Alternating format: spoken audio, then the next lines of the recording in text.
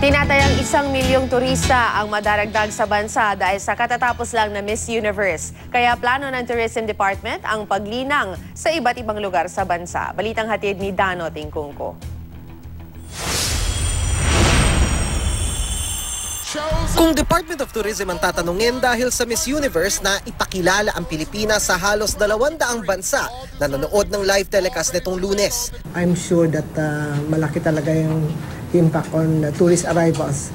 Hindi lang arrivals, I think also in investors.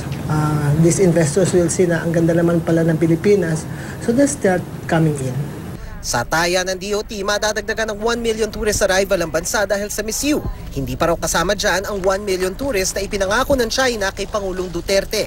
Kinukwenta pa raw ng DOT ang agarang epekto ng Miss U sa ating ekonomiya, gaya ng kita ng mga hotel, airline at restaurant habang narito ang mga kandidata, entourage, staff at fans. Naghahanda na rin daw ang DOT para sa iba pang event tulad ng ASEAN Summit sa Abril. Pero kung ganito karami ang inaasahang turista ngayong taon, saan pa sa Pilipinas sila pwedeng pumunta? Plano ng DOT ang paglinang sa iba't ibang lugar sa bansa.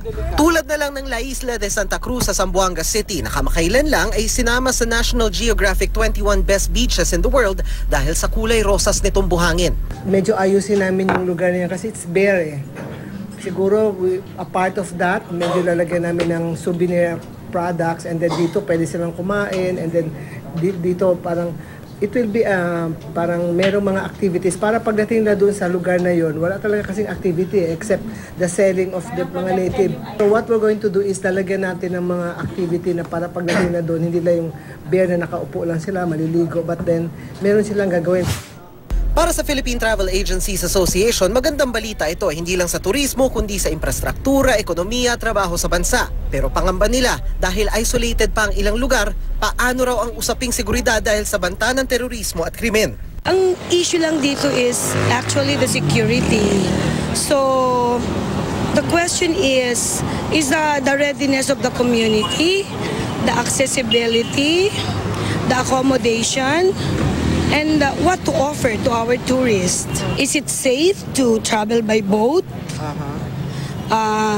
Is it safe to stay overnight? Sabi ni Secretary Teo, may mga military deployment naman sa lugar para masigurong ligtas sa mga turista. Naniniwala rin ng DOT na hindi hadlang ang travel advisory ng ilang bansa kontra Pilipinas. The travel warnings will always be there. Forever na yan, ever since I was still a travel agent, andyan na yung travel advisory. It's how you promote. Huwag mo nang isipin yung travel advisory because yung travel advisory lahat naman talaga meron yan eh. Pero if you tell them that it's safe pa rin dito, if you continue promoting, let's just focus on selling talaga the destination. Dano Tingkungko, GMA News.